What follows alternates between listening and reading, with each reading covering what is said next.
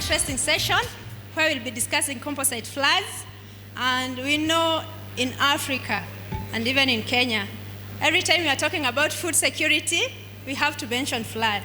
So this is a session that I know everybody will be enjoying. Everybody will have an interactive session led by our experts in the industry.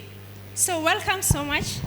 We'll go direct to our experts to answer some of the questions that we have so that we can have our audience understand these composite flours. You know, the other day, just last week, we were celebrating that Millers for Nutrition is launched in Kenya. Maybe they have more to tell us about that. And first, I'll start with David, because these are the giants in providing solutions in composite flours at Stan Ingredient East Africa. So, David, which are these innovations that you have in the composite flours, and what are they bringing in the industry, in the composite flours industry? Yeah. Yeah, thank you. Indeed, we have several solutions. So the big challenge when using composite flour is, the definition is that you're using another crop, a cereal crop or a tuber or a starch crop together with wheat flour. And wheat is a very special cereal, actually. Yeah, so it has a very special composition, which is giving it its unique baking performance and characteristics. So depending on the application that you want to do with the flour, it's a big difference if you want to make a sandwich bread or a chapati, for example. You need different quality of wheat flour, and when you are combining it with a non-wheat flour, of course, some of these quality factors are missing. And we have solutions for the different areas of applications for bread making, be it sandwich or baguette, for example, or flatbread like chapati, which are compensating the different behavior of these composite flours or partners in the wheat flour. So it's possible to include a certain amount of other flour into wheat flour and still maintain a good quality of the finished product. In bread making, that is most challenging, let me say, because you have this unique gluten characteristics which are retaining the gas during proving in the bakery inside the loaf, and that has to be compensated with the treatment of the flour. But it is possible up to a certain degree. Okay, thank you very much, David. And another question I'll pose to you is, do you face any challenges as developers for these solutions? Do you face challenges when you're trying to balance nutrition, because you have to meet nutritional, and then do you have challenge when you want to balance nutrition, you want to balance cost, and you also want to balance consumer exemptors? Are there such challenges? We are actually not the ones responsible balancing nutrition. You know, that is a decision that you are doing when you choose the partner crop which you want to blend with the wheat. Yeah, of course, we have a total different nutritional value from, for example, a sorghum or millet flour when you compare it with cassava. Yeah, so there's always differences in fiber content, in protein, fat content, starch content. That has to be addressed in each single case. Okay, thank you very much. And now on that case, let me go to the producers, the manufacturers, who is Sanjay, and ask, are there any key factors that are driving the success of these composite flours in the market? What factors are driving the success of these composite flours in the market? First of all, good afternoon. Thanks for that. You have given me opportunity to discuss about the Capwell. So, see, the Capwell industry is, our motto is that we enhance the lives through the nutrition. So you can see at the corner our the banner. I can say that proudly we are launched already the Kenya's first fortified rice, even in the region. So I proudly say that I am the part of that team, and all our citizens, they will get the fortified rice in coming time. So this is by keeping this motto. So generally what happens, if we say the processing, definitely we are also the ISO, the company, and we follow all the quality checks through the processing, and we have all the processing team to check all these qualities.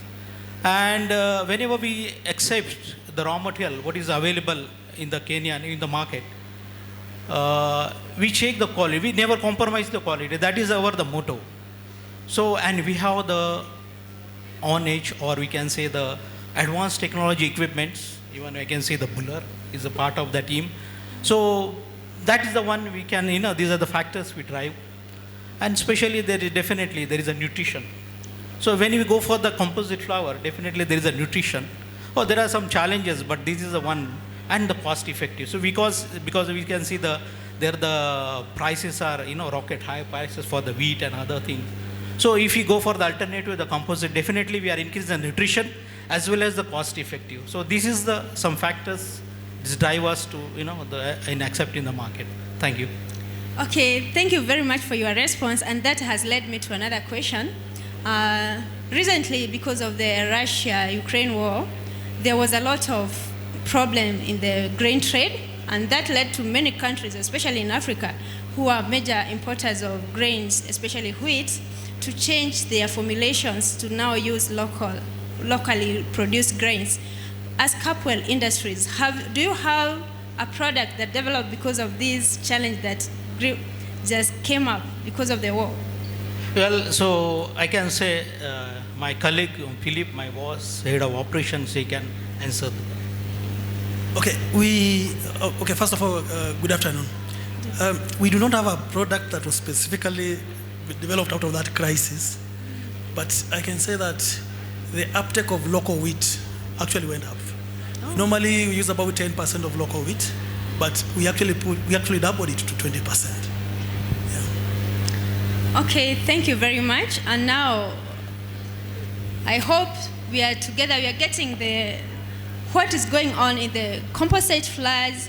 These are sector that is growing, and everyone now, because in most cases we are looking at after the COVID-19 especially, the consumers, the awareness increased, and now everyone is going for nutrition, the nutritional food. Everyone is going for natural foods. And now I come to Professor Kunyanga, who is an expert in nutrition and processing. Professor, how can composite flours contribute to nutritional, how can these composite flours contribute to the challenges that we are facing in nutrition in Africa? Thank you for that question. I'll start first by just highlighting that in Kenya we are still in food insecure. Mm-hmm. So our food and nutrition security is still low, and we are still experiencing hunger. Why? Because of over-reliance of certain cereals that maybe are not climate smart, are not in line with the current climate changes you mentioned, Ukraine war, among other things like COVID. There's this thinking in research that we need to demaize Kenya. When there's no maize in Kenya, there's no food. That's right, sure. And the next one is wheat and rice. Yeah. Yet, when we were growing up, we had other cereals, legumes, and indigenous vegetables that made sure we had granaries full. We never used to go hungry, yes, but people have left this. Now the current research, because I'm coming from this from an academia point of view, and also the current market trends, is that we need to go back to some of these cereals and grains that actually are climate resilient, climate smart, more nutritious than the conventional maize, millet, wheat, wheat. And I'm mentioning things like millet, sorghum, amaranth, among other grains that are more superior, if you ask me, in terms of nutritional quality, health benefits, and that fed generations of populations all over globally, wherever you go in Africa, Asia. And I want to mention that if you look at some of these grains, they have been used traditionally also in many products, even composite flours that we have commercially. And I want to look at this also from current developments in the market. People are going for more healthy foods, which these forgotten foods, sorry to mention that name, they're called forgotten foods, that have the potential to feel gluten-free. Nowadays, you'll see customers looking for gluten-free, looking for more healthier options, looking for more nutritious options, and clean labels, how they have been produced on farm. Because some of the current exotic grains use a lot of chemicals and pesticides. So also there's that clean label issue. So for me, we have options going forward to address food and nutrition security by going back towards innovative products from millet, sorghum, among other, just to mention a few. And I see this coming up in the market. Just go to Carrefour right now and other. People are going for all grain products, first of all. And if it's not made from maize and wheat, actually they'll go for it. And now these are coming back, including not only bakery products, wheat flours or composite flours, even ice creams. You'll see plant-based. Again, because of a lot of healthy issues that are coming up. I'm hoping now I'm feeling that gap. But this is the way to go. This is globally the trend, and that's where we need to move as a country. Thank you. Thank you very much, Professor. And on that note, I want to still pose a question to you. Now, because you have been blamed for long that in the field of academia especially, there are a lot of research that have been done and they are lying somewhere. Now, as a research institute, how are you trying to bridge between the research and now the manufacturers so that we can get, because I know a lot of research has been done on developing this formulated flours. How are you bridging the gap so that the research that is done, they can now be implemented in our manufacturers? I'm glad to report as a University of Nairobi, I will not mention about other institutions, but as a University of Nairobi and also the Faculty of Agriculture that is leading with the food and nutrition security, climate and environment issues, we've been strengthening industry-academia linkages, which previously has been low. If you go again to the global north, you see more of tendencies of industry working with academia, which is not, doesn't happen, but let me say it happens, but it's not strong, but now it's coming up. And as a faculty, we've been working a lot with the industry to give back our research outputs, to give back these innovative products that have gone through a lot of research, testing, and validation, and actually can help the normal mwananchi or the normal citizen actually access a product that they deserve. And I don't want to mention many products, almost all of you can access what we've done, but we've developed a lot of innovative products from millet, from sorghum, from amaranth, pigeon peas, name it all, we have it. Gone are the days where universities were ivory towers, just publish papers. Now we're actually giving back that information. And I'm glad to note we are working with a lot of multinational industries and private sector to take this back. And some have actually picked this up and are doing well. And so our hope is that this can be further strengthened. And part of why we accept even to come to speak in such events and also to interact and network is to just say that we have these technologies, we have these innovations lying in our universities that can actually be picked up by the industry. But this can only happen if that linkage is done so that the industry can actually benefit from the research outputs from the universities. And actually, I'm happy to note, and next week we have a big event, you'll see it on the media with the Great Millet Quest with Unilever. You'll see that apart from that, I just want to mention one company, but there are many others, that we are actually working with the industry and producing many innovative products that deserve to be in the market. We have student innovators who maybe might not be able to have enough capital to do a startup, but might be willing, and some have even patented, might be willing to actually partner with the industry sector to bring these products to the market where they deserve to be and address food and nutrition security. Well, thank you very much, Professor, because this is the area, because a lot of research has been done, and there is a time that we are looking at our news anchors reporting that we are food insecure, and ideally we have a lot of food that are lying idle. We have a lot of millet, we have a lot of sorghum, because people aren't, the awareness has not been created that we can use these products, we can use these raw materials and be incorporated in our milling industry so that you can produce flours, that is coming in handy with the new wave in nutritional awareness. Just to add something, it's curious. Now that the industry is here, with this millet research we had, I went to a local milling to mill because I personally like those traditional cereals coming back. I couldn't get a miller who can actually do finger millet. They say it's too tiny. It's like we've totally, I think in terms of the industry perspective, we've totally gone away from such cereals and grains, yet we are saying they are more healthier options. They are the current market trend. Actually, if you go to the industry, you might not get someone doing it. So Ed, to really convince someone, can you just combine something and mill? Because I wanted a flour from millet. So you can see some of the challenges. And also, if you go to the industry sector, maybe they'll say the demand from the farmers is a bit low, but that has to be informed by commercial products in the market. And that's why the university has come up with this, all this innovative product. Because if there is market, then farmers will definitely produce. They'll go back. And as I said, these are crops that are climate resilient, drought resistant, pesticide free. Like, you don't need to use a lot of inputs. And they have been there with us for generations. So it's the high time maybe the industry pick this up. Sure. Yeah, thank you. Yeah, sure. And now on that note, Mr. Muni, as a consultant, what are the opportunities for having these? Are there opportunities for having these composite flours in the market, especially in Africa? Well, good afternoon. Good afternoon. I would say there are many opportunities for composite flours. Some of the opportunities that do arise, it's been mentioned, the Russia-Ukraine war. What most people may not know is that Russia and Ukraine have taken over supplying wheat into our region. We previously relied, say, on the US, Canada, Australia, and these countries are the ones that have taken over. For those who may wish to know, because I'm not going to talk about it, how Russia ended up getting to be a big wheat grower, let's chat after this session. With that, you find then wheat is not available, so you got to get another grain to be used.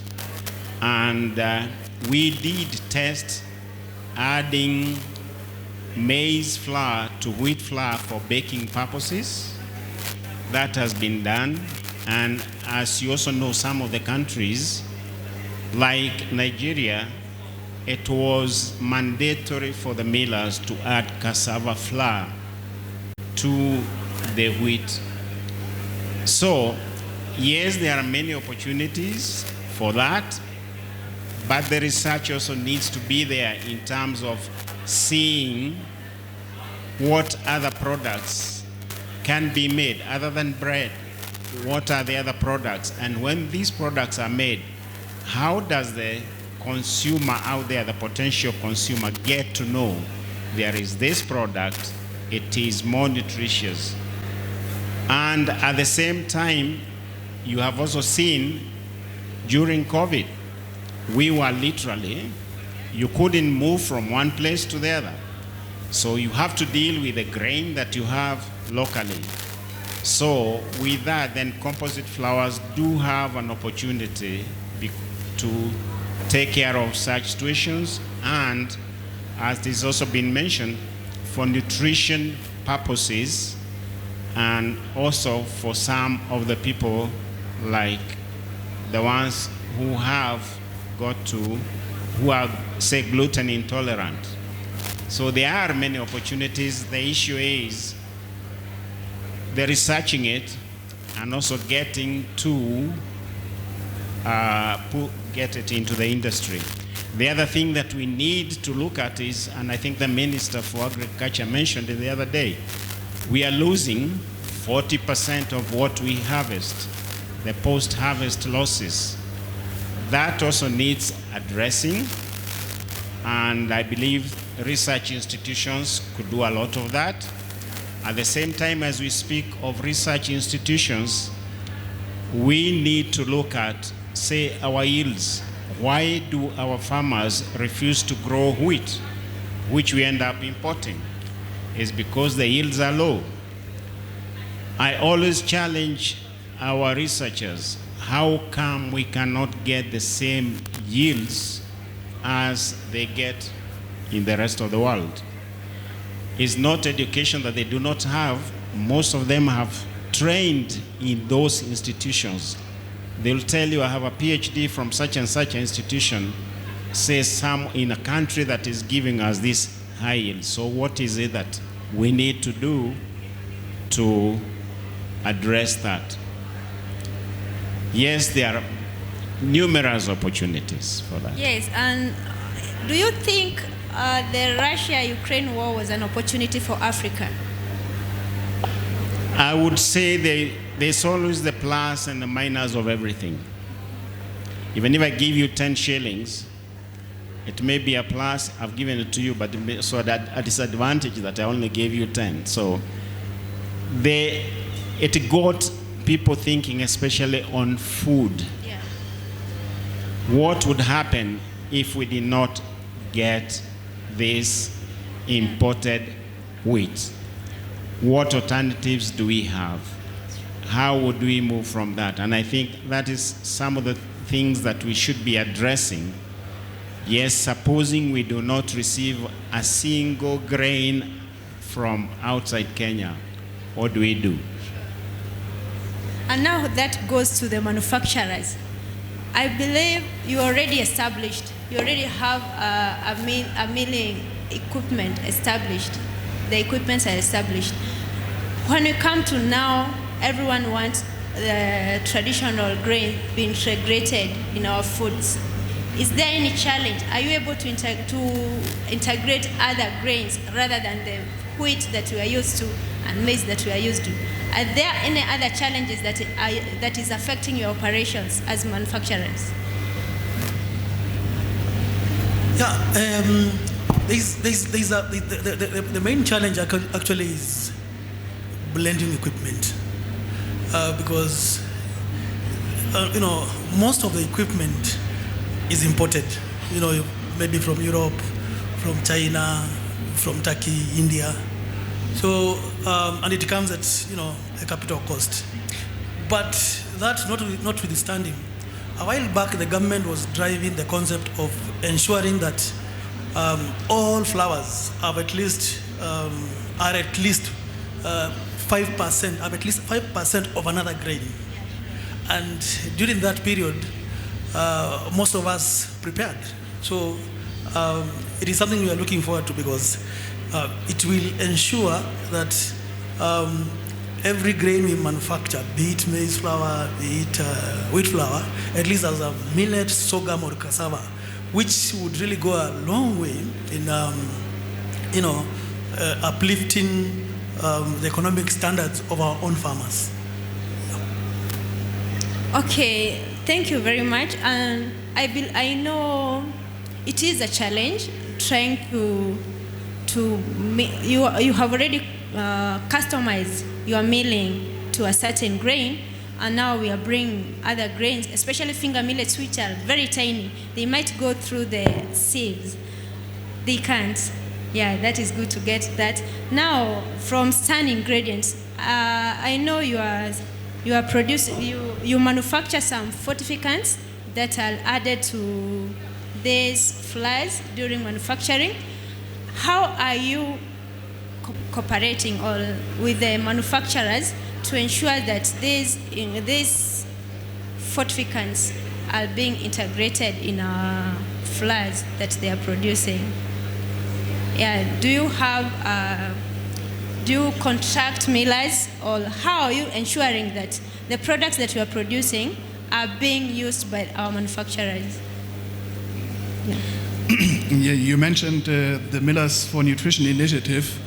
I think that is a good example. So we as Stern Ingredients, or Stern Vivio Group, and our brands Stern Vitamin and Mühlenchemie, the strategic fortification partners in the Millers for Nutrition coalition. There's other major fortification partners like DSM, for example, or BASF, who are all contributing their knowledge and expertise in fortification, first of in making sure that the quality of the micronutrients is well controlled and dependable, but then also making sure that when you are applying it to flour, that for example flowability is given, so that you have a very homogeneous and very good dosing into the flour, so that the target of a homogeneous fortification is achieved in the end. Yeah? And there's also events for that which are being held where we are training millers on how to do it if there's questions. The big millers, they are doing that for many years now, and they are very well know what they are doing. They're very much used to it. So we are very happy to see that there's a big, especially from the wheat millers, there's a huge, a very major compliance in the market when it comes to fortification. Yeah. Okay, are you working with small-scale millers? Small-scale millers,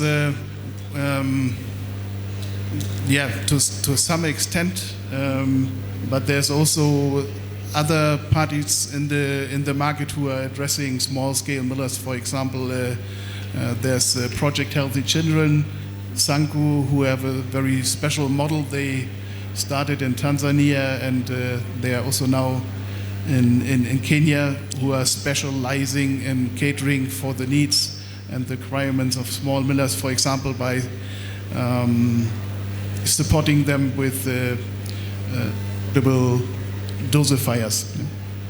Okay, maybe this question can be answered by Professor, because I believe, especially in Kenya, because of the economic level of most of the population, a lot of people go to buy products from these small-scale millers because they are a bit affordable than the prime manufacturers. How do you ensure that these flours are fortified because of the nutritional needs of this population? They are the people who are not, they are economically below, because now they go for these brands that maybe you haven't reached the millers for fortification. How are we going to ensure that everybody, everyone in the population is catered for nutritionally?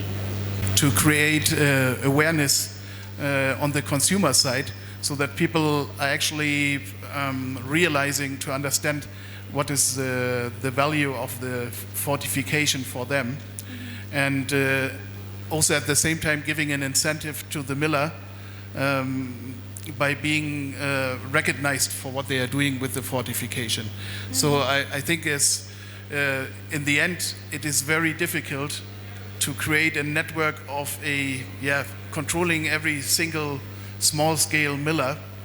Even the government, if they are frequently testing the market, but it will be difficult for them. I think the pressure or the interest has to be raised on the consumer side, and the millers should be supported in what they are doing there.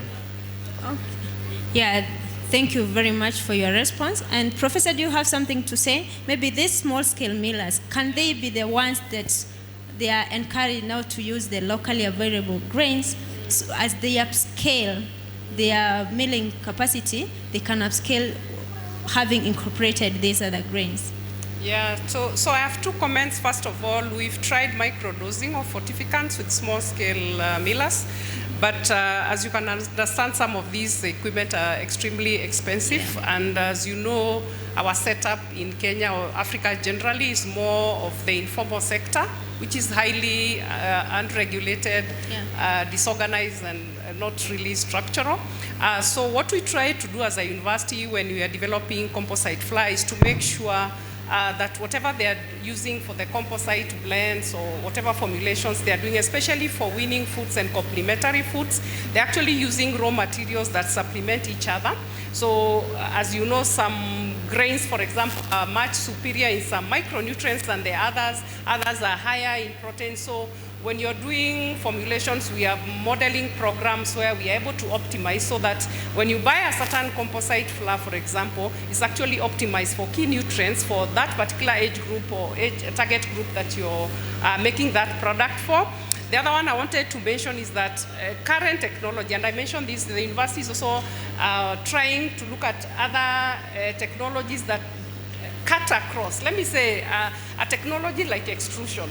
You can extrude anything. It doesn't matter whether you are making a breakfast, snack, or cereal from millet or sorghum. It's not the same. The technology is the same. What matters is the size of the extruder, how much, or your production capacity. But the technologies are there.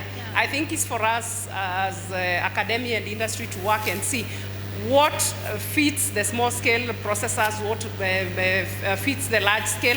But I know, like, for example, if you buy an extruder, it can give you so many diverse range of products from any ingredient, whether you are talking of sorghum, millet. What matters, again, as I mentioned, even what we promote with the small scale processors is the prior processes. For me, for some of these, like sorghum, they might have some anti-nutrients that we want to get rid of, and we have processes like fermentation, malting that can be done both at low scale and also at high industrial level. And this is what we train them. And some are basic, actually are traditional that used to be done before, like malting, germination, fermentation. These are traditional, but they also are, you can upscale at a commercial level, and there are technologies using digital applications, AI right now, that you can use to apply across any food ingredients you're talking about. Thank you very much, Professor. And Muni, Peter, now as a consultant, what do you have for the new entrant in the market? Are you advocating for more for composite flours as they are entering the market? Do you advocate for them to start making composite flours from the initial stages, or how are you ensuring that these composite flours are being promoted in Africa? I would say that's probably one of the toughest questions, in the sense that when you look at composite flours, it's something that is coming up, has been there, but now we are talking about it more because of the other effects that have come in. The research I'm talking of, trying to use maize in wheat, we are talking of something that was happening about 30 years ago. Then it died off. So, yes, composite flours will be there, but it's a question of a deliberate push. Deliberate push in the sense that when you go, say, assume you are out in the rural area, it's only certain regions that are eating that because they grow it. You find when you talk of millet in some of the places, it's like, what are you talking about? And you go to another area and you don't have millet, it's like, we have no food. Yeah. So it's something that needs to be done with a deliberate push. The academic institutions with support, a deliberate also support from the government to push that. Which ministry is it going to be? Is it industry? Is it going to be health? So you are talking of something that needs to be addressed in a way that that person in my rural town or in my rural area who is going to do that is also supported in a way that if it is that technology, like Professor said, for some of the grains, you need to germinate them, you need to dehull them, you need to, so is that individual able to do that? You want them to use water, do they even have water? So there are many things that need to be looked at, and I would say this can be a deliberate I don't know whether it's academia or it's the government, somebody needs to get into it. Yes, as a consultant, I can come in, but I have only done it at the industry level, not at the level where we are talking of, yes, I'm going to do 2 bags per day or 1 bag per day. But we have institutions that can support that in terms of, I would say academia maybe can, sorry to push it, can get that being pushed down, and then the support, the training and all that can also be in position. Thank you very much. Professor, now that is where you come in. Yeah, I started by saying this. It's unfortunate we don't have those linkages between government, different sectors, private sector, academia, because this, all what we are discussing is available. A lot of research has gone into a lot of some of the cereals, legumes, and most of the foods, let me say. I come from the Department of Food Science, Nutrition and Technology. This is our daily business. We are having a lot of research going on nutrition, health benefits of these foods, upcoming technologies, new technologies, innovations. We have students producing innovations every day. Have you ever eaten like rice, but it's millet? But it actually is rice. It's millet, but actually you're eating rice. And people say they're hungry. You know, and this is what I'm saying. We really need to diversify. Kenyans need to move from maize, of our reliance on wheat sometimes. Because if there is no wheat, like you said during the Ukraine war, you go back to millet. I mean, and as I said, these are climate resilient. You grow them very easily, and I'm glad a lot of our farmers now are picking this up and actually producing to feed the nation. We cannot, right now, Kenya, I think the last statistics I saw, we are importing 80%. And you ask, places like Egypt, Israel, where these are totally deserts. And Kenya is so productive. Our agroecological zone